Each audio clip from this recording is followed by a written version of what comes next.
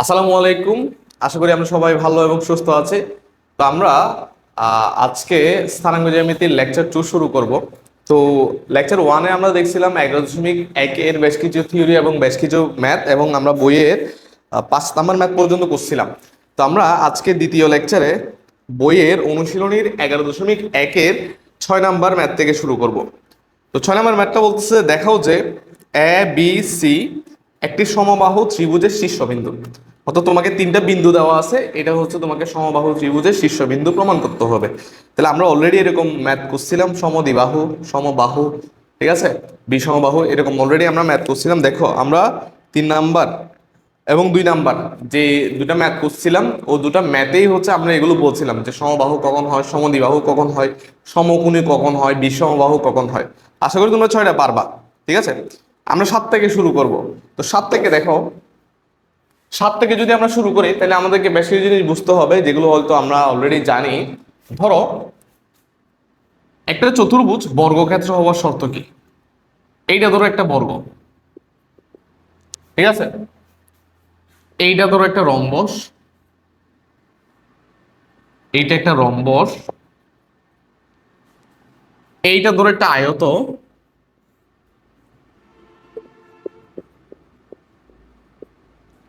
আর এইটা ধরো একটা সামান্তরিক।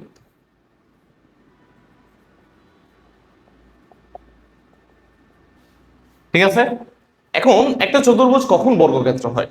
যখন এই 4টা বাহু যখন সমান থাকে এবং এই কর্ণ দুটা যখন কি হয়, সমান হয়।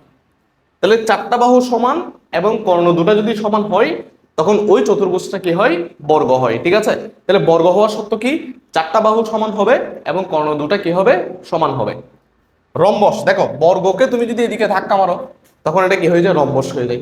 বাহু কিন্তু চেঞ্জ হয় না, এটা এটা এটা এটা 4টা বাহু পরস্পর সমান। এবং রম্বসের ক্ষেত্রে জাস্ট একটা জিনিস ডিফারেন্স, সেটা হচ্ছে রম্বসের কর্ণদ্বয় পরস্পর অসমান। তাই 4টা বাহু সমান এবং কর্ণদ্বয় যদি অসমান হয় তাহলে সেটা কি হয়, রম্বস হয়। এবং রম্বস সম্পর্কে আমরা আরেকটা জিনিস মনে রাখতে পারি, যে রম্বসের কর্ণদ্বয় পরস্পর একে অপরকে সমকোণে সমদ্বিখণ্ডিত করে। ঠিক আছে, এগুলো আমরা পরিমিতিতে বসছি।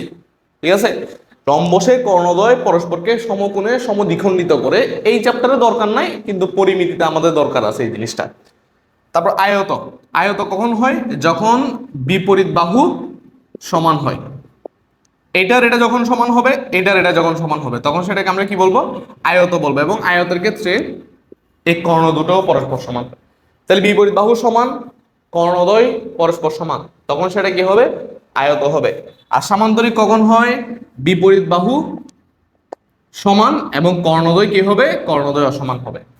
কর্ণদ্বয় যখন অসমান কিন্তু বিপরীত বাহু সমান, তখন সেটা কি হবে, সামান্তরিক হবে। তাহলে এই 4টা শেপ যদি আমাদেরকে 4টা বিন্দু দিয়ে বলে যে এরা কি আসলে আয়ত, বর্গ, রম্বস, সামান্তরিক, তাহলে আমরা প্রমাণ করতে পারবো অবশ্যই।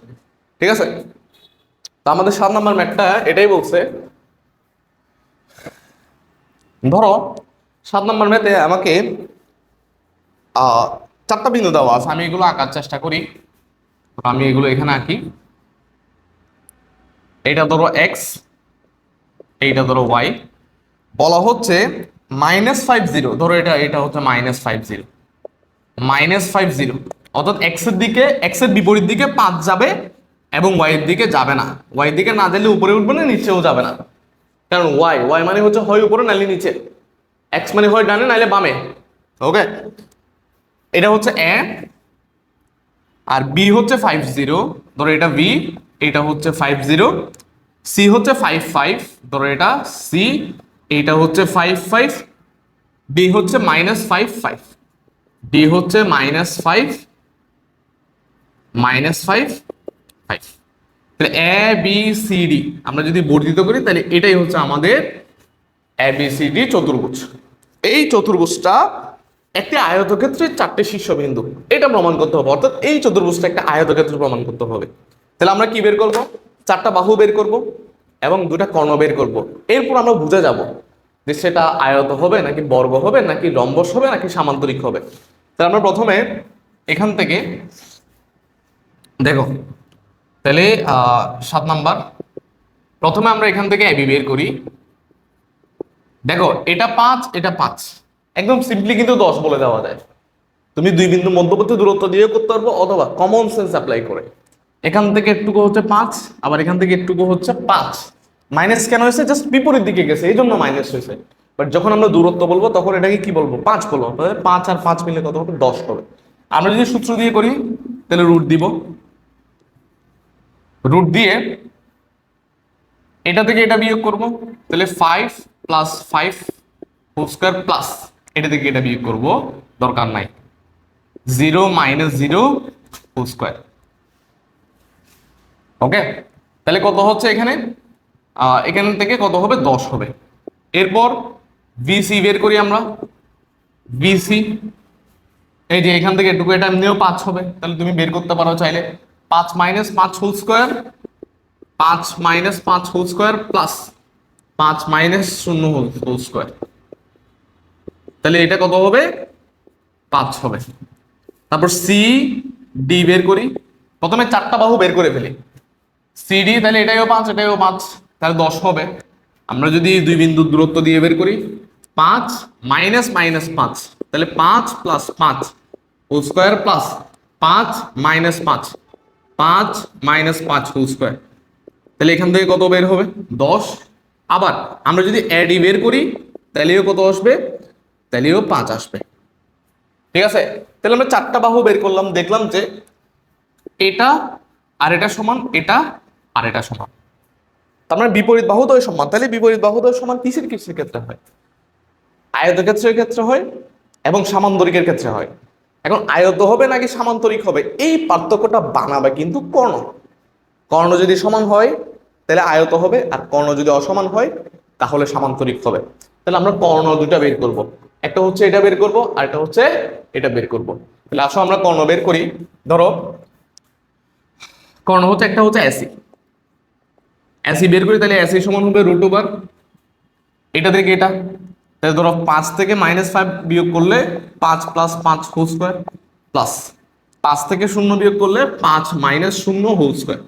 তাহলে এটা কত হয়? রুট ওভার এটা হবে 10 স্কয়ার মানে 100 হবে, প্লাস 5 স্কয়ার মানে 25 হবে। তার মানে রুট ওভার 125। এরপর আমরা বের করি বিডি বের করি, তাহলে এদিকে বের করি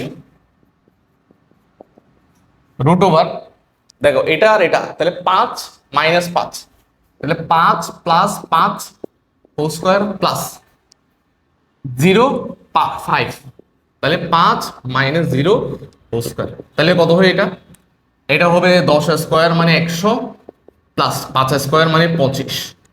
তাহলে কত হয়? Root over 125। তাহলে দেখো এই কর্ণ আর এই কর্ণ পরস্পর সমান, অর্থাৎ এই বিপরীত বাহু সমান এবং কর্ণ সমান। সুতরাং বিপরীত বাহুদ্বয় সমান এবং কর্ণদ্বয় সমান, তাই এটি আয়ত। আশা করি বুঝছি, ঠিক আছে। দূরত্ব বের করে জাস্ট কি করে দেব? দূরত্ব বের করে, দূরত্ব বের করে জাস্ট প্রুফ করে দেওয়া, এখানে আর কোনো কাজ নেই। দূরত্ব বের করব, দূরত্ব বের করার পর বিপরীত বাহু সমান এবং কর্ণদ্বয় সমান, এটা করে দিলে আমাদের কাজ শেষ। ঠিক আছে, তাহলে আমরা আশা করি 7 নাম্বারটা পারবো। এবার 8 নাম্বারটা ঠিক সেম। ঠিক আছে, তোমাকে বলছে এ বি সি ডি চারটা বিন্দু দিয়ে বলছে চতুর্ভুজটি সামান্তরিক হবে নাকি আয়তক্ষেত্র হবে সেটা বের করতে। তাহলে তুমি এরকম বের করবা, চারটা বাহু বের করবা, দুইটা কর্ণ বের করবা। চারটা বাহুর মধ্যে যেহেতু সামান্তরিক আয়ত বলছে, তাহলে চারটা বাহুর মধ্যে এক জোড়া বাহু সমান হবে। ঠিক আছে, ওই তাহলে পার্থক্য কোথায় হবে? কর্ণে। কর্ণ বের করে দেখবা, যদি কর্ণ সমান হয় তাহলে আয়তক্ষেত্র, আর কর্ণ অসমান হলে এটা সামান্তরিক হবে। ওকে, বুঝলাম। তাহলে 7 নাম্বারটা করাইছি, 8 নাম্বারটা তোমরা এসডব্লিউ করবা। 9 নাম্বারটা আমরা করবো এখন। 9 নাম্বার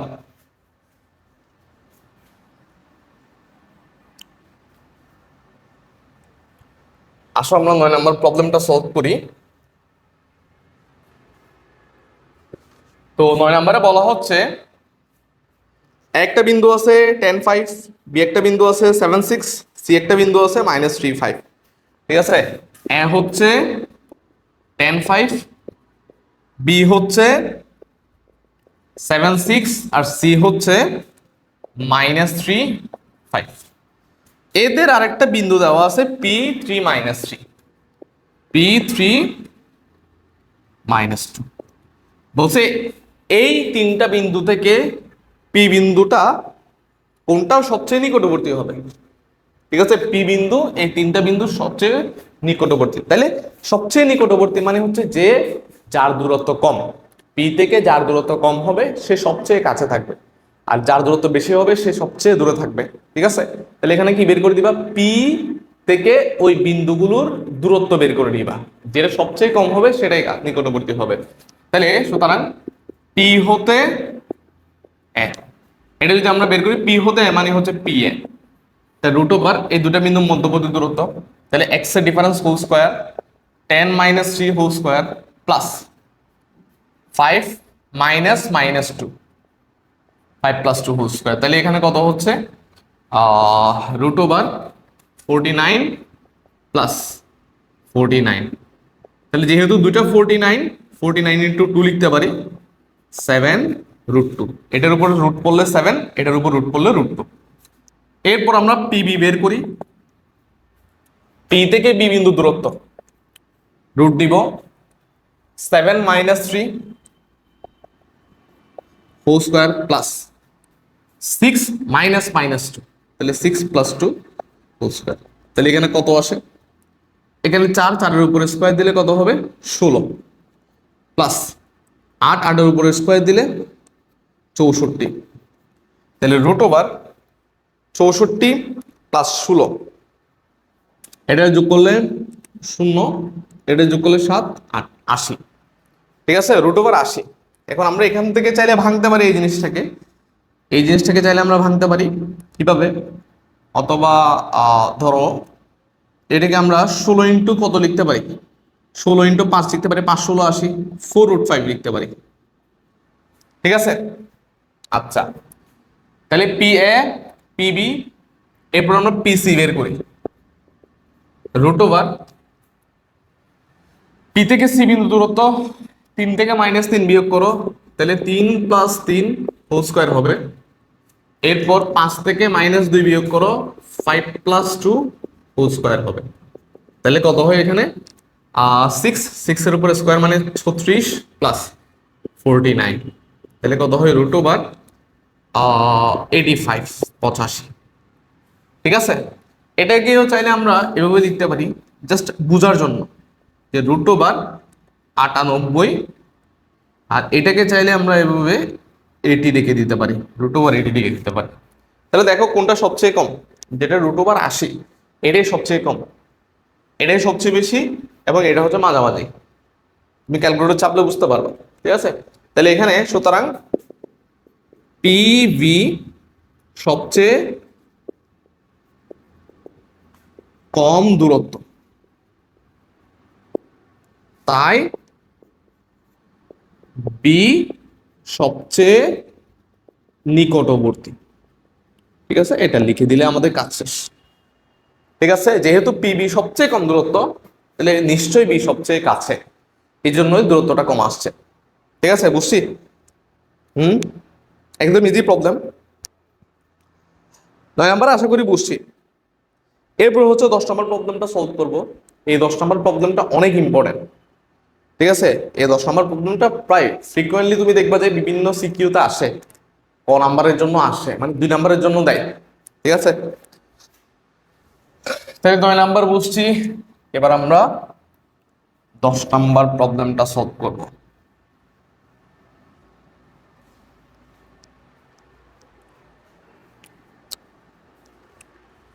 10 নাম্বার বলছে পি অফ এক্স ওয়াই বিন্দু হতে ওয়াই অক্ষের দূরত্ব, অর্থাৎ ধরো একটা বিন্দু ধরো P of x Y,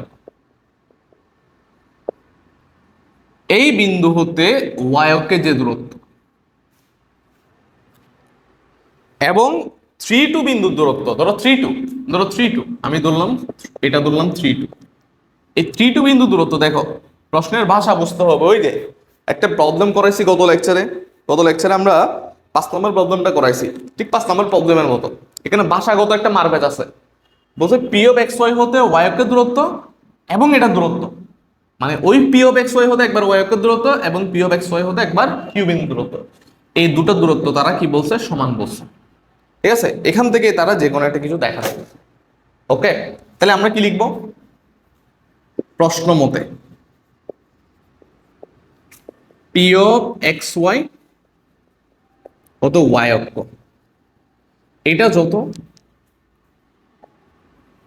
P Q তত। এই বিন্দু থেকে ওয়াই অক্ষের দূরত্ব যত, এই বিন্দু থেকে কিউ বিন্দু দূরত্ব কত। এখন তুমি দেখো যে পি অফ এক্স ওয়াই হতে ওয়াই অক্ষের দূরত্ব যদি বলে, তাইলে এক্স এর মডুলাস হবে, ওই বিন্দুর এক্স এর মডুলাস হবে। আর পি কিউ তো আমরা দুই বিন্দুর মধ্যবর্তী দূরত্ব বের করতে পারি, যে x minus 3 whole square plus y minus 2 whole square. এবার তুমি এই স্কোয়ারটা তাড়ানোর জন্য উভয় পাশে তুমি বর্গ করে দাও, এবং বর্গ করলে কিন্তু মডুলাস উঠে যাবে, কারণ বর্গ করলে এমনিও পজিটিভ হয়ে যায় যে কোনো কিছু, তোমাকে আর মডুলাস ব্যবহার করার দরকার নাই। তাহলে এদিকে বর্গ করলে এক্স স্কোয়ার, আর এদিকে বর্গ করলে x minus 3 whole square plus y minus 2 whole square. X square সমান x square minus a minus b whole square সূত্র 6x plus 9 plus y square minus 4y plus. এরপর যদি আমরা ফার্দার ক্যালকুলেশন করি, তাহলে এখানে এক্স স্কোয়ার বাদ যাবে। ওকে, তাহলে এদিকে কি থাকে, এদিকে থাকে হচ্ছে ওয়াই স্কোয়ার, তারপরে মাইনাস 4y, তারপরে মাইনাস 6x, এরপরে 4 আর 9 মিলে তাকে হচ্ছে প্লাস 13 সমান 0। এটাই হয়তো আমাদের প্রমাণ করতে বলছে। হ্যাঁ, y square minus 4y minus 6x plus 13, এটাই প্রমাণিত। ঠিক আছে, বুঝতে? তাহলে এরকম অহরহ প্রবলেম তুমি গাইড বই করলে, বোর্ড কোয়েশ্চেন করলে অহরহ প্রবলেম পাবা। এটা ভেরি ভেরি ইম্পর্টেন্ট। এই চ্যাপ্টার থেকে যদি কোনো একটা ম্যাথ ইম্পর্টেন্ট থাকে, তাহলে সেটা হচ্ছে এটা। এই চ্যাপ্টার থেকে যদি কোনো একটা ম্যাথ ইম্পর্টেন্ট থাকে, তাহলে সেটা হচ্ছে এটা। 2 নম্বরের জন্য পাবাই পাবা। ঠিক আছে, ওকে, আশা করি বুঝছি। ঠিক আছে, এরপর হচ্ছে আমরা 11 নম্বর প্রবলেম করব। এই অধ্যায়ের শেষ প্রবলেম করব আমরা।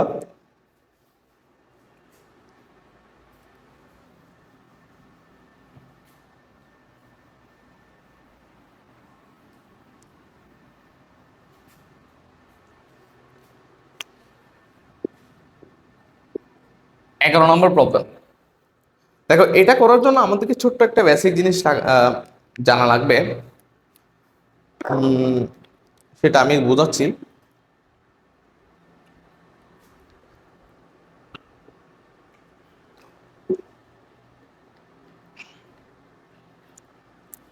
সেই বেসিকটা হচ্ছে, ধরো আমার কাছে যদি দুটো বিন্দু থাকে, ধরো এটা হচ্ছে 4, ধরো এটা হচ্ছে 4 2, আর এটা ধরো 6 4, ধরো 6 4। ঠিক আছে, একটা 4 2 আর একটা 6 4, একটা 4 2 আর একটা 6 4। তাইলে ধরো এই 4 2 আর 6 4 ধরো দুইটা পয়েন্ট। হ্যাঁ, এদের ধরো মাঝামাঝি পয়েন্ট তোমাকে বের করতে বলছে। এদের মাঝামাঝি মানে এটার এটা সমান, এদের মাঝখানে যে কোনো একটা। তাহলে এদের মাঝখানে যে কোনো একটা পয়েন্ট নিশ্চয় এটা আর এটার মাঝখানে হবে না। বুঝো না এই ব্যাপারটা? ধরো 4 2 মানে হচ্ছে এটা হচ্ছে 4 আর এটা হচ্ছে 2। ঠিক আছে, 6 4 মানে এটা হচ্ছে 6 আর এটা হচ্ছে গিয়ে কত 4। যেটা বলতে চাইছিলাম, এই দুটার মাঝামাঝি মানে হচ্ছে এই দুটারও মাঝামাঝি, ঠিক না? একদম তুমি কমন সেন্স দিয়ে চিন্তা করো। তাইলে এই মাঝামাঝি পয়েন্টটা যদি এই দুটারও মাঝামাঝি হয়, তার মানে এই পয়েন্টটা কত হবে? 6 আর 4 যেহেতু মাঝামাঝি, তাহলে 6+4 / 2। মাঝখানে জিনিস বের করতে আমরা এটাই করি, ঠিক আছে? যেখান থেকে যার মাঝখানে বের করতে বলবে, এটা প্লাস এটা /2। 10 থেকে 15 মাঝামাঝি পয়েন্ট বের করতে বলছে, তাহলে 10 + 15 /2। তাহলে এটা প্লাস এটা /2, তার মানে এটা কত আসবে? 6+4 / 2। তাহলে এই পয়েন্টে যে এক্স এর ভ্যালুটা হবে সেটা হবে 6+4 / 2। আবার দেখো, এই যে খেয়াল করি একটু, দেখো এটা আর এটা, এটা আর এটার মাঝামাঝি পয়েন্ট মানে হচ্ছে এই দুটারও মাঝামাঝি হবে। তাহলে এই দুটো মাঝামাঝি পয়েন্ট বের করার জন্য 4+2 / 2। তার মানে এই পয়েন্টের ওয়াই এর ভ্যালু, এই যে ওয়াই এর ভ্যালু, এটাও কত হবে?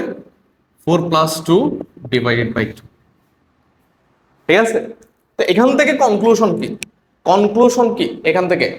জাস্ট চিন্তা করলে কি বলা যায়, যে আমার কাছে যদি দুইটা পয়েন্ট থাকে, ধরো একটা হচ্ছে x1 y1, আরেকটা যদি পয়েন্ট থাকে bx2 y2। ধরো আমাকে মাঝখানের পয়েন্ট বের করতে বলছে, এই মাঝখানের পয়েন্টটা হবে, মাঝখানের পয়েন্টের এক্স হবে এটা আর এটার যোগফল /2, মাঝখানে পয়েন্টের ওয়াই হবে এটা প্লাস এটা /2। জাস্ট এটা একটু মনে রাখতে হবে, মধ্যবিন্দু বের করার সূত্র, মাঝখানে বিন্দু বের করার সূত্র। ঠিক আছে? মাঝখানে বিন্দু বের করার সূত্র কি তাইলে? ওই মাঝখানে বিন্দুর এক্স হবে এটা আর এটার এক্স /2, মাঝখানে বিন্দুর ওয়াই হবে এটা আর এটার ওয়াই /2। ঠিক আছে? এই ছোট্ট একটা সূত্র মনে রাখলে এই ম্যাথটা একদম ইজি। ঠিক আছে? তাহলে আসো এই ম্যাথটা সলভ করি। আমাকে তিনটা বিন্দু দেওয়া আছে, বলছে 2 - 1 -4 2 2 5। ঠিক আছে? ধরো আমি চাইলে গ্রাফিও দিতে পারি অথবা র্যান্ডমলি দিতে পারি, যে তিনটা বিন্দু ধরো দিলাম আমার ইচ্ছা মতো। ধরো আমি একটা বিন্দু ধরলাম, এই বিন্দুটা হচ্ছে 2 - 1, বি বিন্দুটা হবে -4 2, আর সি বিন্দুটা হচ্ছে 2 5। বসে ত্রিভুজটির মধ্যমা অ্যাডি এর মান নির্ণয় করো।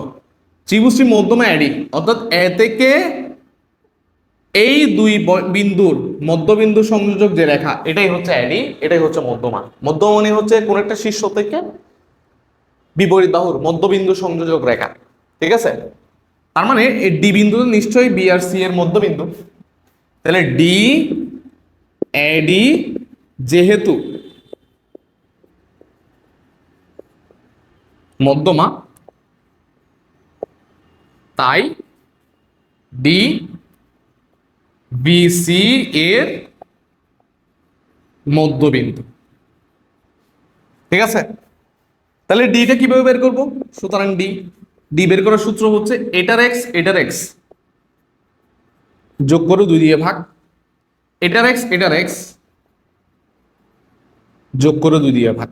তাহলে ডিটা কত আসতেছে এখানে? -4 + 2 -2, -2 কে 2 দিয়ে ভাগ করলে -1 আসবে, আর এদিকে 7/2 আসবে। এরপর তো অ্যাডি বের করা একদমই ইজি, তুমি যেহেতু এই পয়েন্টটা বের করে ফেলছো। ঠিক আছে? তাহলে অ্যাডি কিভাবে বের করবো? √, এই 2 থেকে -1, তাহলে 2 + 1 হোল স্কয়ার প্লাস 7/2 থেকে এটা বিয়োগ করো, তাহলে 7/2 -1 + 1, তাহলে √, এটা হচ্ছে 9 প্লাস এইখানে হবে, নিচে হবে 2, উপরে 7 + 2 9 স্কয়ার, √, 9 প্লাস 81/4, √, নিচে হচ্ছে 4, 4 নং 34 প্লাস 81। তাহলে এখান থেকে কত হয়? 34 আর 81 মিলে হয় 34 আর 81 মিলে কত হয়? এদিকে 7, এদিকে হচ্ছে 3 আর 8 যোগ করলে কত হয়? 11।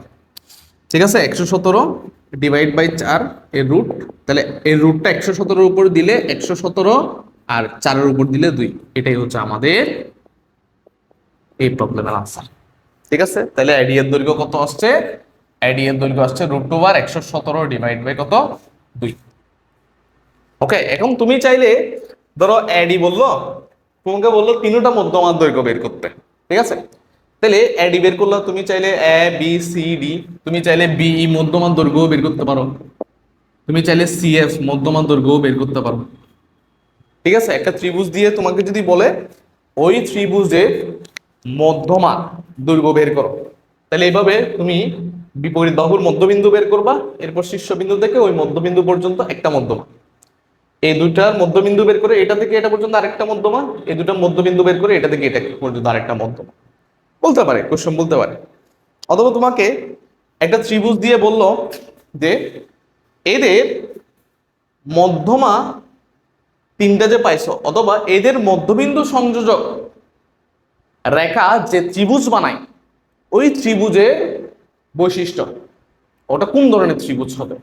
অনেকটা এরকম, ধরো এটার মধ্যবিন্দু, এটার মধ্যবিন্দু, এটার মধ্যবিন্দু, যে ত্রিভুজটা বানাচ্ছে এই যে ত্রিভুজটা, এই যে ত্রিভুজটা, ঠিক আছে, এটার বৈশিষ্ট্য কি? তাইলে তুমি মধ্যবিন্দু বের করতে পারলে কিন্তু বৈশিষ্ট্য বের করাটা ইজি। তুমি যদি DEF এই তিনটা যদি বের করে ফেলতে পারো, তাহলে এদের দৈর্ঘ্য বের করে তুমি বুঝে যাবা এরা কোন ধরনের ত্রিভুজ। ঠিক আছে, বুঝছি? তাহলে তাহলে এই অধ্যায়ে আমরা সবগুলো ম্যাথ সলভ করলাম। এখন এই অধ্যায়ে যে যে উদাহরণগুলো আছে, এই উদাহরণগুলোর মধ্যে যেমন ধরো উদাহরণ 1 তোমাকে বলছে মূল বিন্দু হতে XY বিন্দু দূরত্ব বের করতে, এটা আশা করি পারবা। অনুসিদ্ধান্ত 1। উদাহরণে বলছে 1 1 2 2 বিন্দু দূরত্ব বের করতে, এটাও পারবা। উদাহরণ 2 বলছে 0 0 এবং অপর দুটি বিন্দু P30 03 সমতলে চিহ্নিত করো, দূরত্ব বের করতে বলছে। ঠিক আছে, এরপর যোগ করলে যে জ্যামিতিক চিত্র পাওয়া যায় ওটা একটা সরল রেখা হবে, কারণ তুমি যদি ওপি তুমি যদি ওপি আর ও কিউ যোগ করো তখন সেটা একটা ত্রিভুজ হবে। ঠিক আছে, তুমি এখানে গ্রাফে দেওয়া আছে, এগুলো দেখলে বুঝবা আশা করি। এরপর উদাহরণ 4 বলছে একটি আয়তক্ষেত্রের শীর্ষবিন্দু, অলরেডি আমরা করাইছি। উদাহরণ 5 তিনটি বিন্দু দ্বারা কোনো ত্রিভুজ গঠন করা যায় কিনা, তাহলে ত্রিভুজ গঠন করা যাওয়া, ত্রিভুজ গঠন করতে পারা রিলেটেড কিন্তু আমরা অলরেডি একটা প্রবলেম করছি 4 নাম্বার অনুশীলনী, ওটার মতো এটা আশা করি পারবা। ঠিক আছে, তাহলে এই অধ্যায়ের আমরা সবগুলো প্রবলেম সলভ করে ফেলছি। এখন আমরা অনুশীলনী 11.2 শুরু করব। আমাদের প্রত্যেকটা লেকচার আমরা 1 ঘন্টায় রাখার চেষ্টা করব, 1 ঘন্টার মধ্যে আমরা যতটুকু শেষ করতে পারি, কারণ একটা ক্লাস স্বভাবতই 1 ঘন্টা হয়। ঠিক আছে, একবার যখন তুমি বসবা তখন চেষ্টা করবা যে এই 1 ঘন্টার পুরো লেকচারটা কমপ্লিট করে ওঠার জন্য। তুমি দুটা ফেজে করতে পারো, ধরো অর্ধেক করলাম, এরপর 5-10 মিনিট ব্রেক দিয়ে আবার অর্ধেক করলাম, এভাবে করেই তুমি লেকচারটা শেষ করতে পারো। ঠিক আছে, তাহলে আসো আমরা 11.2 শুরু করি।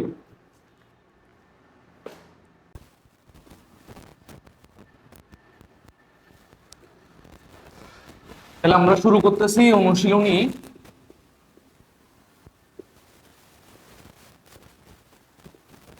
11.11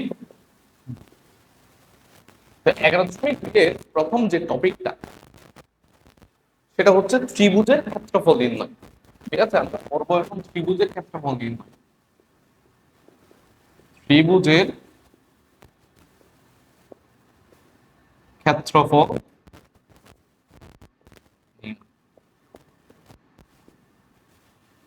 প্রথমে হচ্ছে আমরা এটার একটা প্রমাণ দেখবো। ওকে, মানে এই যে ত্রিভুজের ক্ষেত্রফল বের করার যে সূত্র, এই সূত্রে একটা প্রমাণ দেখবো, এরপর হচ্ছে আমরা ম্যাথে যাব। ওকে, তো প্রমাণটা কেন দেখা জরুরি? কারণ কোন একটা সূত্রের প্রমাণ যদি তুমি না বুঝো, না দেখো, তাহলে লাগবে যে ওই সূত্রটা মনে হয় আসমান থেকে আসছে, হ্যাঁ ওটা দিয়েই হচ্ছে সবকিছু হচ্ছে, কিন্তু আসলেই না। প্রত্যেকটা সূত্রের একটা একটা কি আছে? প্রমাণ আছে। এটা আমরা কোন একটা লজিক থেকে প্রমাণ করি, কোন একটা শর্ত থেকে প্রমাণ করি। ঠিক আছে, এরকম আমরা এই ত্রিভুজের ক্ষেত্রফল বের করার যে সূত্র সেটা আমরা প্রমাণ করব। ধরো এইটা হচ্ছে একটা অক্ষ, এটা হচ্ছে একটা অক্ষ। এখানে ধরো আমি র্যান্ডমলি তিনটা বিন্দু দিলাম। এ হচ্ছে একটা বিন্দু যেটা হচ্ছে x1 y1, ধরো বি হচ্ছে আরেকটা বিন্দু যেটাকে আমি x2 y2 বলতেছি, ধরো সি হচ্ছে আরেকটা বিন্দু যেটাকে আমি x3 y3 বলতেছি। র্যান্ডমলি যে কোনো তিনটা বিন্দু একটা ত্রিভুজ বানাবো। ঠিক আছে, এক্স ওয়াই সমতলে। এখন খেয়াল করি এই তিনটা বিন্দু, মানে আমার এমন একটা সূত্র চাই যেখানে হচ্ছে আমি এই তিনটা বিন্দু দিব, সেখান থেকে আমাকে ক্ষেত্রফল দিব। ঠিক আছে, দেখো এটাই হচ্ছে স্থানাঙ্ক জ্যামিতি আর ইউক্লিডের জ্যামিতির মধ্যে পার্থক্য। স্থানাঙ্ক জ্যামিতি তোমাকে এমন একটা সূত্র দিবে যেখানে তিনটা বিন্দু দিলে জাস্ট ত্রিভুজের ক্ষেত্রফল বের করে দিচ্ছে, কিন্তু ইউক্লিডের জ্যামিতিতে আমরা বিভিন্ন ধরনের ত্রিভুজের জন্য ক্ষেত্রফল বের করার সূত্র করতাম। আমাদের প্রথম যে সূত্রটা ছিল সেটা ছিল √s * s - s - b s - c। ঠিক আছে, এরপর যখন সেটা সমবাহু হতো তখন আমরা আরেকটা সূত্র মুখস্থ করতাম, সমদ্বিবাহু হলে আরেকটা সূত্র, বিষমবাহু হলে ওই সূত্রটাই। এভাবে অনেকগুলো সূত্র আমরা মুখস্থ করতাম এবং ওখানে বের করাটা একটু লেন্দি ছিল। ঠিক আছে, অনেক কাহিনী করে বের করতে হয়। এখানে সেরকম কোনো ঝামেলা নাই, জাস্ট তুমি একটা সূত্র শিখবা, সেটাতে তিনটা বিন্দু বসিয়ে তুমি বের করে ফেলতে পারবা। ঠিক আছে, তাহলে এই সূত্রটা প্রমাণ করার জন্য আমরা এখানে একটা কাজ করে নিব। আমরা এখানে কিছু এক্সট্রা জিনিস করে নিব। ধরো এইখানে আমি জাস্ট এই বিন্দুগুলো থেকে তিনটা লাইন টানলাম। এই বিন্দুর স্থানাঙ্ক x2 y2 মানে হচ্ছে এটা হচ্ছে x2 আর এটা হচ্ছে y2। ঠিক আছে, ধরো এটা y2 দিলাম। এই বিন্দুর স্থানাঙ্ক x1 y1 মানে হচ্ছে এখান পর্যন্ত x1 আর এটা হচ্ছে y1। এই বিন্দুর স্থানাঙ্ক x3 y3 মানে হচ্ছে এটা পর্যন্ত হচ্ছে x3, এটা মানে হচ্ছে কি y3। ঠিক আছে, এখন একটু খেয়াল করি, এটা যদি আমরা একটা চিন্তা করি, এই ত্রিভুজটা হচ্ছে ওই ঘরের চাল, আর এই অংশটা হচ্ছে ধরো এই যে অংশটা, এটা এটা এটা এটা এটা তো নিচের অংশ, ধরো বেড়া। এখন ধরো তুমি চালার ক্ষেত্রফল বের করতে চাও, চালের ক্ষেত্রফল বের করতে চাও। ধরো আমি এখানে আরো দুই তিনটা পয়েন্ট দিই, ধরো ABCD EFG। ধরো আমার যে টোটাল ঘরটা সেটা হচ্ছে ABCD আমি চাই শুধুমাত্র ABC বের করতে। তাহলে দেখো ত্রিভুজ ABC এর ক্ষেত্রফল হবে টোটালটার ক্ষেত্রফল ABEFGC,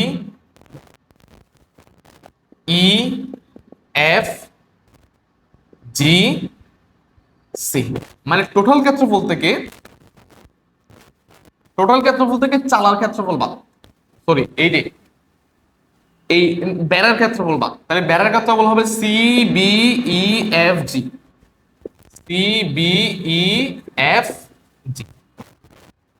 ঠিক আছে, এখন আবার তুমি দেখো এই যে তুমি টোটাল ক্ষেত্রফল করলা, এই টোটাল ক্ষেত্রফলটা মানে টোটাল অংশের ক্ষেত্রফলটা হচ্ছে আবার দুটো ট্রাপিজিয়ামের ক্ষেত্রফলের যোগফল। এটা এটা এটা এটা হচ্ছে একটা ট্রাপিজিয়াম, আবার এটা এটা এটা এটা এটা হচ্ছে আরেকটা ট্রাপিজিয়াম। তাহলে এই টোটাল ক্ষেত্রফলটাকে আমরা দুটো অংশের ক্ষেত্রফল বলতে পারি। এটা হচ্ছে ABEFA প্লাস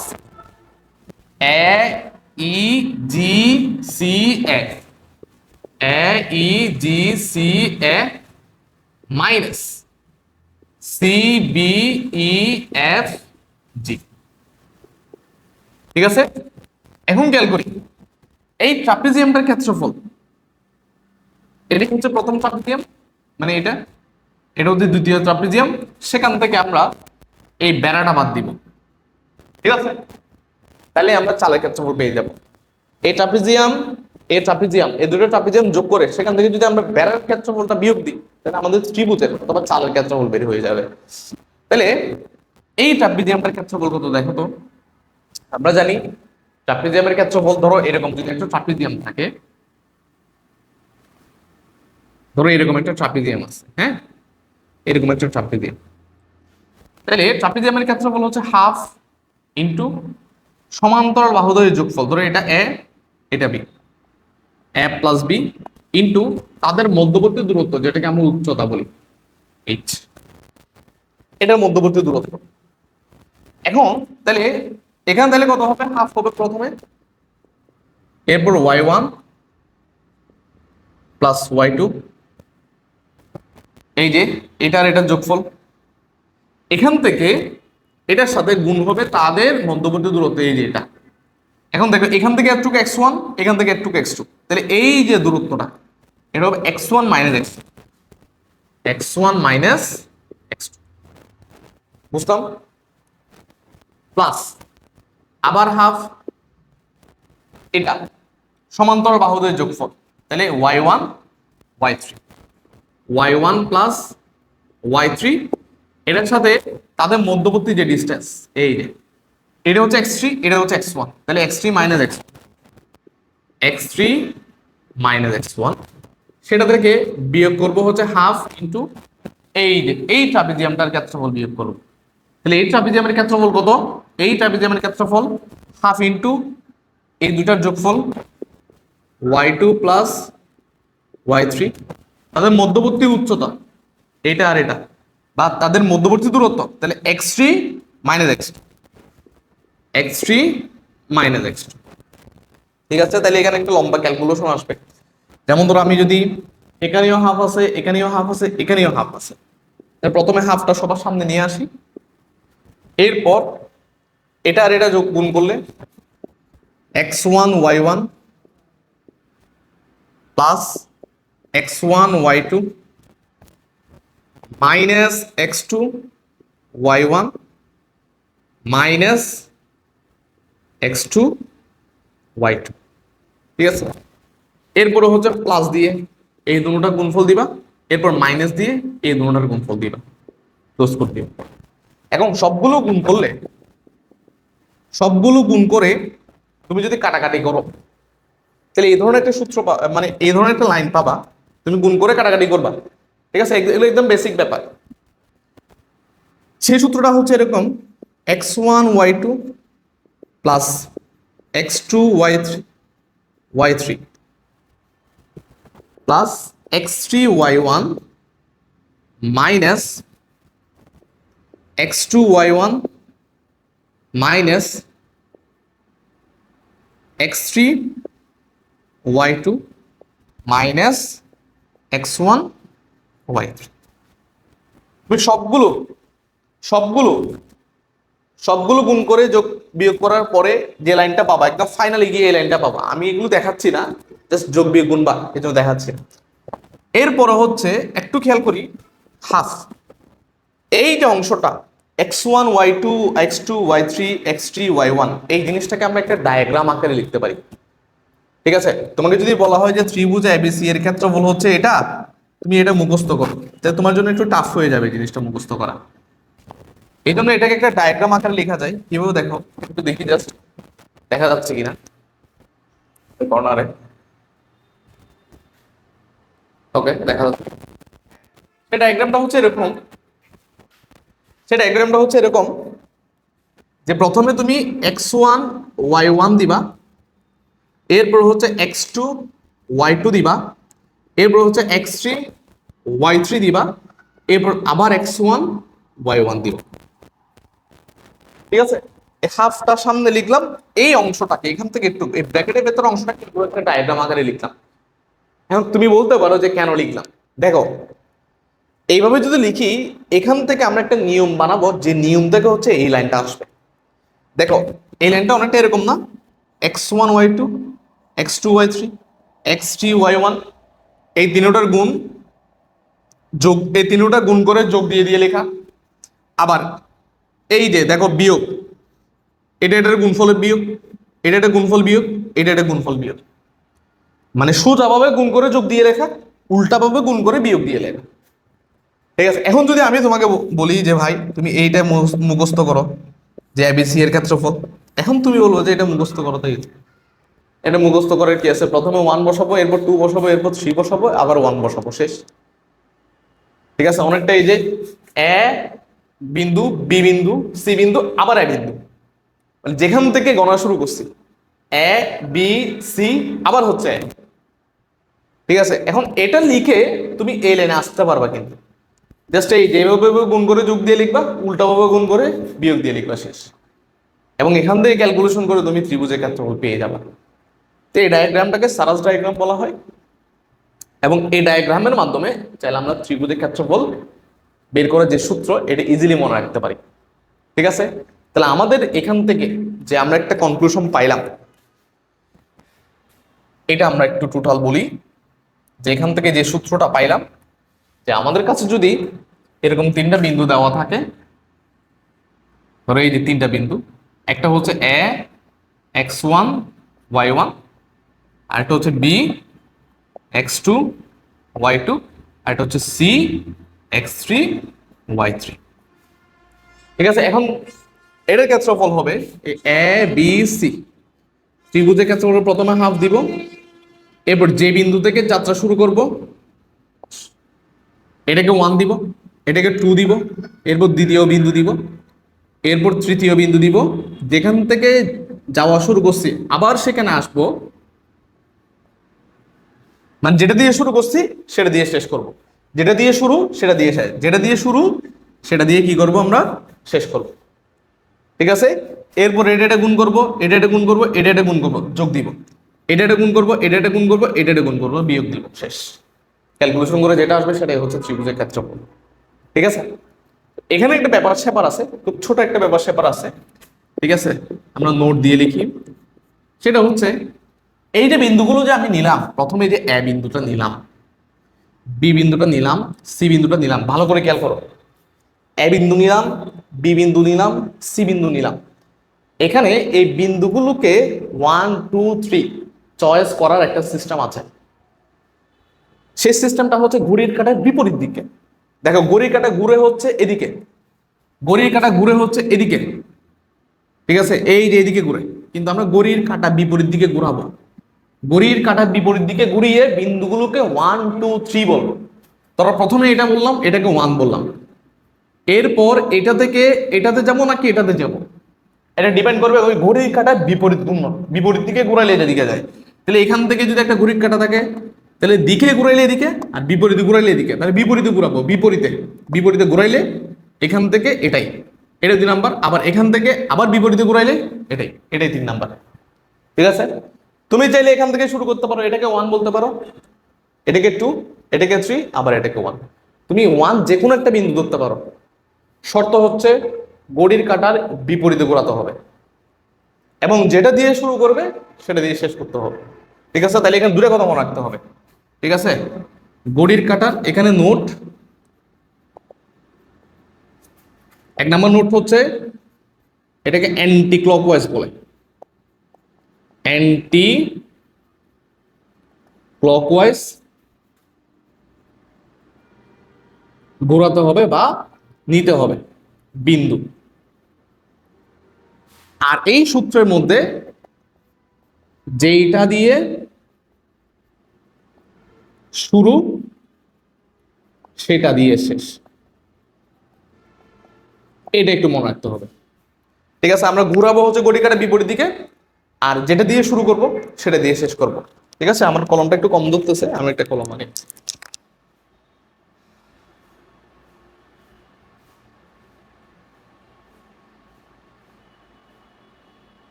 ঠিক আছে, বুঝছি তাইলে, তাহলে বুঝছি। হ্যাঁ, তো এটাই, যেই ধরনের ত্রিভুজ ত্রিভুজ হোক না কেন, যেই ধরনের ত্রিভুজ হোক না কেন, আমাদের সবসময় কি করতে হবে? আমাদের সবসময় এই সূত্রটাই মনে রাখতে হবে। যেই ধরনের ত্রিভুজ হোক না কেন, যদি 3টা বিন্দু দেওয়া থাকে, আমরা প্রথম একটা বিন্দু দিব। ঠিক আছে, ওই বিন্দু দেওয়ার পরে ঘড়ির কাঁটা বিপরীত দিকে ঘুরলে যে বিন্দুটা পড়ে সেটাকে আমরা 2 দিব। এরপর এটাকে আমরা 3 চিন্তা করব, তাহলে 1 2 3 আবার 1 দিয়ে এভাবে ডায়াগ্রাম লিখবো, এবার ডায়াগ্রাম লিখে গুণ করে এই যে এভাবে গুণ করে তারপর ক্ষেত্রফল বের করে ফেলবো। আমরা একটা প্রবলেম ধরতে পারি, তাতে আরো একটু বেশি ক্লিয়ার হবে। ধরো আমরা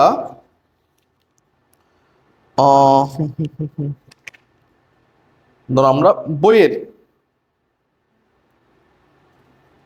একটা প্রবলেম ধরি।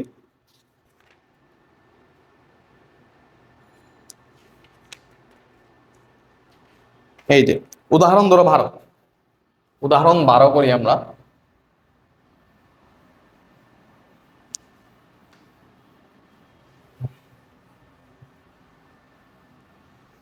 উদাহরণ 12,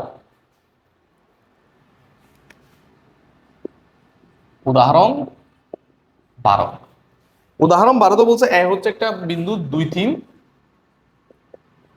বি হচ্ছে একটা বিন্দু 5 6, সি হচ্ছে একটা বিন্দু -1 4। বলছে এই তিনটা বিন্দু শীর্ষ বিশিষ্ট এবিসি ত্রিভুজের ক্ষেত্রফল নির্ণয় করো। ঠিক আছে, প্রথমে কি করবা, এক্স ওয়াই নিবা, জাস্ট একটা আইডিয়া করে করে দিবা। তোমাকে যদি পরীক্ষায় গ্রাফ দেয় তাহলে তো ভালো, আর গ্রাফ না দিলে একটা আইডিয়া করে করে দিবা। 2 3, ধরো এটা 2 এটা 3, এ হচ্ছে 2 3, বি হচ্ছে 5 6, ধরো 5 6, বি 2 3 থেকে এই পয়েন্টটা অবশ্যই ডান দিকে হবে এবং উপরে হবে যেহেতু 5 আর 6। ঠিক আছে, এরকম একটু লজিক্যাল চিন্তা করে করে দিবা, আইডিয়া করে করে। -1 4, ধরো -1, ধরো এটা হচ্ছে -1, এটা হচ্ছে সি, আমাদের ধরো এই যে এটাই হচ্ছে আমাদের ধরো ত্রিভুজ। ঠিক আছে, এটাই হচ্ছে আমাদের ত্রিভুজ। এখন এটা ক্ষেত্রফল বের করতে হবে, তাহলে ক্ষেত্রফল বের করার যে সূত্র, যে সরাসরি ক্ষেত্রফল হাফ, যে কোনো একটা বিন্দুকে আমি এক চিন্তা করব, ধরো এটাকে আমি এক চিন্তা করব 2 3, এরপর ঘড়ি কাটা বিপরীত দিকে মানে উল্টা দিকে ঘুরবো, উল্টা দিকে ঘুরলে এটা পরে -1 4, এরপর 5 6। ঠিক আছে, 2 3 -1, না আমরা একটু ভুল এঁকে ফেলছি। দেখো আমি এটাকে 2 মানে 3 পরিমাণ উঠাইছি, এটা 3 পরিমাণ উঠাইছি, আর এটা 4 পরিমাণ আমি নিচে রাখছি, মানে এটা হচ্ছে 4 পরিমাণ, মানে এই পয়েন্ট থেকে আরেকটু উঠবে। ব্যাপারটা এরকম হবে, আমি আরেকটু আঁকি। এ হচ্ছে ধরো 2 3 5 6, বি হচ্ছে 5 6, আর -1 4, এই যে সি এখানে যাবে -1 4, এখানে যেহেতু ওয়াই এর মান 4, এখানে যেহেতু ওয়াই এর মান 3, এখানে যেহেতু ওয়াই এর মান 6। ঠিক আছে, তাহলে সবার উপরে থাকবে 6, এরপরে থাকবে 4, এরপরে থাকবে 3। এভাবে একটু লজিক্যাল চিন্তা করে দিতে হবে। ঠিক আছে, ওকে। তাহলে আমরা এই ত্রিভুজের ক্ষেত্রফল বের করব।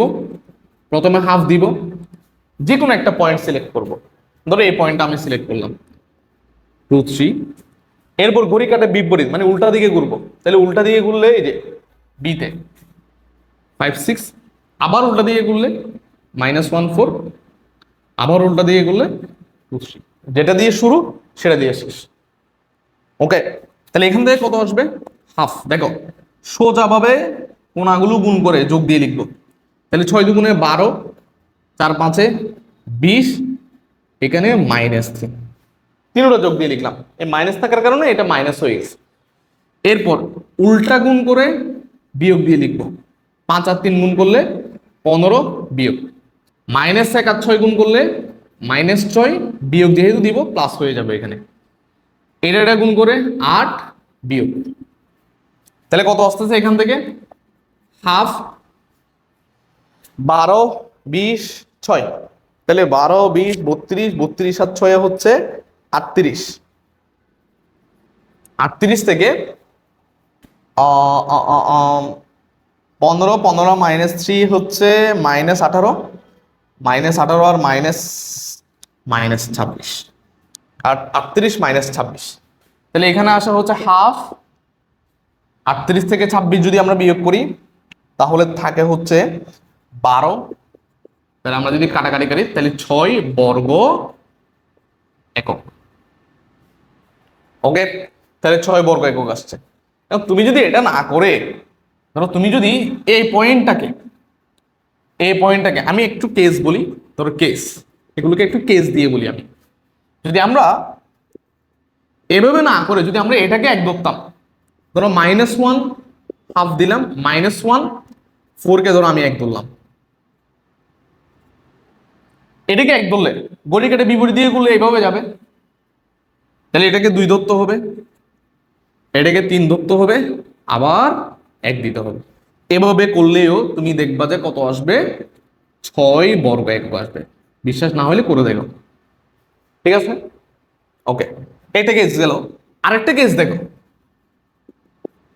আরেকটা কেস, তুমি যদি ভুল করে ঘড়ির কাঁটা বিপরীতে না বসিয়ে তুমি যদি ঘড়ির কাঁটার দিকে বসাও, অর্থাৎ ধরো তুমি এই যে প্রথমে হাফ বসাইলা, এরপর ধরো তুমি 2 3 বসাইলা, এরপর এদিকে না গিয়ে ধরো এদিকে গিয়ে এদিকে চলে গেলা, -1 4 বসাইলা, 5 6 আবার 2 3, তাহলে ব্যাপারটা হচ্ছে তুমি ঘড়ির কাঁটা বিপরীতে না গিয়ে ঘড়ির কাঁটার দিকে গেছো।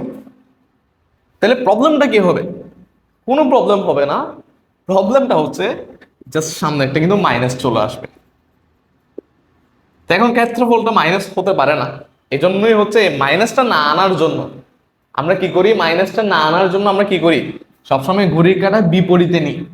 ঘড়ির কাঁটার দিকে নিলে এই ক্ষেত্রফলে কি চলে আসে, মাইনাস চলে আসে। কোনো পরিবর্তন হয় না, মানে কোনো পরিবর্তন হয় না, কিন্তু চিহ্নের একটা কি হয়ে যায়, পরিবর্তন হয়ে যায়। যেহেতু ক্ষেত্রফল মাইনাস আসতে পারে না, এই জন্য আমরা এইভাবে নিব না, আমরা বিন্দুগুলো কিভাবে নিব, ঘড়ির কাঁটার বিপরীতে নিব। ঠিক আছে, বুঝছি? তাহলে আশা করি ত্রিভুজের ক্ষেত্রফল পুরোটাই তোমাদের কাছে ক্লিয়ার। তাহলে এই ত্রিভুজের ক্ষেত্রফল বের করার যে সিস্টেম, এই সিস্টেমে আমরা চাইলে 1 নম্বর প্রবলেম করতে পারি। ঠিক আছে, এখন এখানে দেখো এই বইয়ে প্রথম অংশ হচ্ছে কিভাবে ইউক্লিডের জ্যামিতিতে ত্রিভুজের ক্ষেত্রফল বের করে, যে বাহু বের করে ক্ষেত্রফল, ওটা দেখাইছে পদ্ধতি 1, আর পদ্ধতি 2 হচ্ছে সূত্র ব্যবহার করে ক্ষেত্রফল বের করে দেখাইছে। তাহলে এখানে কয়টা পদ্ধতি দেখাইছে? 2টা।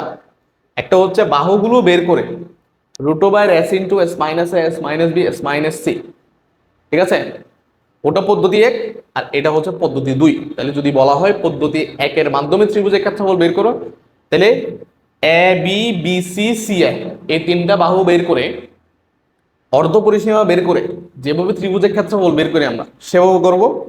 আর যদি বলে পদ্ধতি 2 ব্যবহার করে ত্রিভুজের ক্ষেত্রফল বের করো, তাহলে এটা হচ্ছে পদ্ধতি 2, অর্থাৎ স্থানাঙ্ক জ্যামিতি ব্যবহার করে ত্রিভুজের ক্ষেত্রফল। ঠিক আছে, আর যদি তোমাকে কোনো কিছুই না বলে, তাহলে তুমি এইটা ব্যবহার করে ক্ষেত্রফল বের করবা, কারণ এটা কোয়াইট ইজি ওটার চেয়ে। কারণ ওখানে প্রথমে একবার বাহু 3টা বের করবা, আর একবার অর্ধ পরিসীমা বের করবা, এরপর রুট দিবা, s * s - a s - b s - c দিয়ে করবা।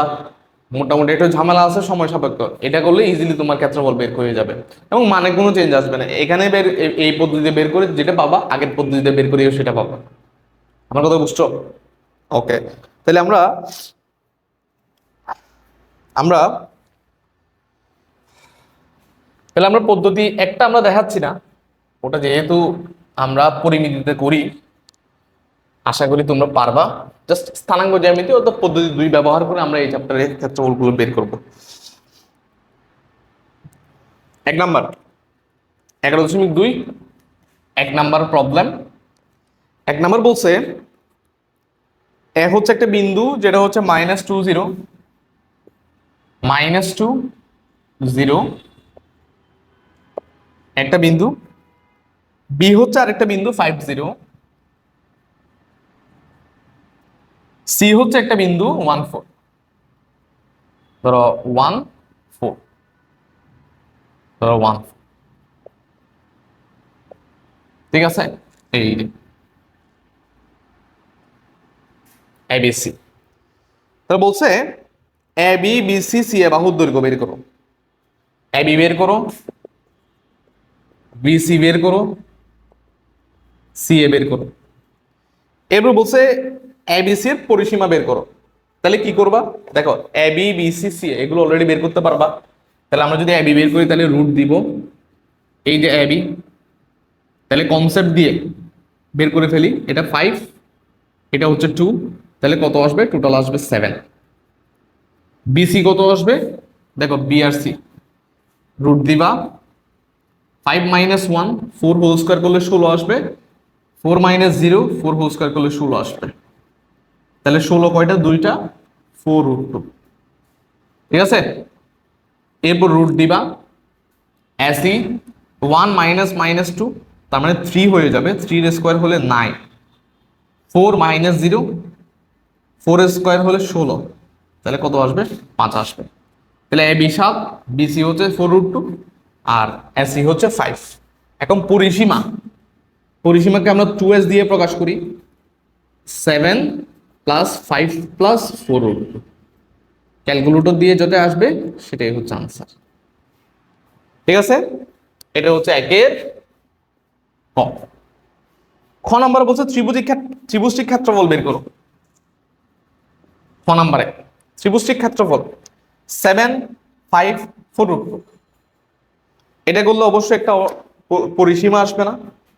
ধরো 7 5 12, 4√2 ধরো 6 পয়েন্ট সামথিং হবে, ওকে, না 5 পয়েন্ট সামথিং হবে।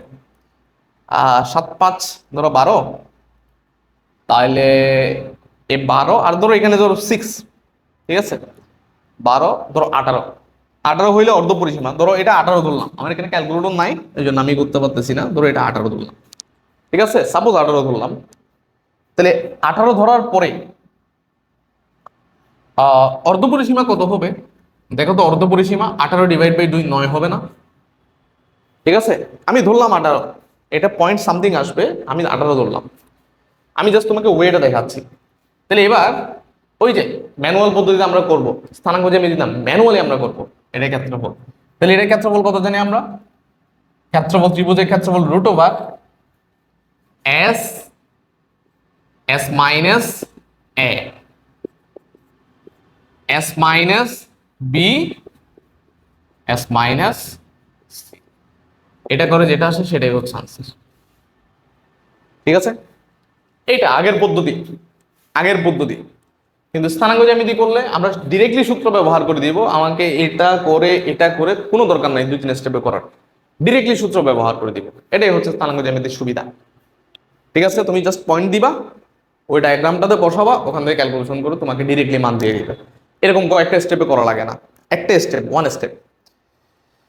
ঠিক আছে, তাহলে এরকম করে নিম্মুক্ত প্রতিক্ষেত্রে 2 নাম্বার বলছে নিম্মুক্ত প্রতিক্ষেত্রে ত্রিভুজের ক্ষেত্রফল বের করো। ক নাম্বার, খ নাম্বার, তিনটা বিন্দু দেওয়া আছে, জাস্ট ক্ষেত্রফল বের করে ফেলবা, আশা করি পারবা। ঠিক আছে, যেভাবে করাইছি ওভাবে 2টা SW করে ফেলবা, ক খ SW করে ফেলবা। আমরা নেক্সট লেকচারে 3 থেকে শুরু করবো। আমরা এই লেকচারে হচ্ছে 11.1 শেষ করছি, 11.2 এর এই যে একটা প্রমাণ, ওই প্রমাণটা দেখিয়ে আমরা ত্রিভুজের ক্ষেত্রফল নির্ণয়ের প্রমাণটা দেখিয়ে আমরা এই চ্যাপ্টারটা শুরু করছি। আমরা নেক্সট লেকচারে, লেকচার 3-এ 11.2 এর 3 নাম্বার থেকে করা শুরু করব। ঠিক আছে, এবং লেকচার 2-এ আমরা চেষ্টা করব এই চ্যাপ্টার পুরোটা শেষ করে দেওয়ার। ঠিক আছে, লেকচার 3-এ আমরা এই চ্যাপ্টার পুরোটা শেষ করে দেওয়ার চেষ্টা করব। ঠিক আছে, আজকে এটুকু পর্যন্তই। সবাই ভালো থাকো, সুস্থ থাকো, আল্লাহ হাফেজ।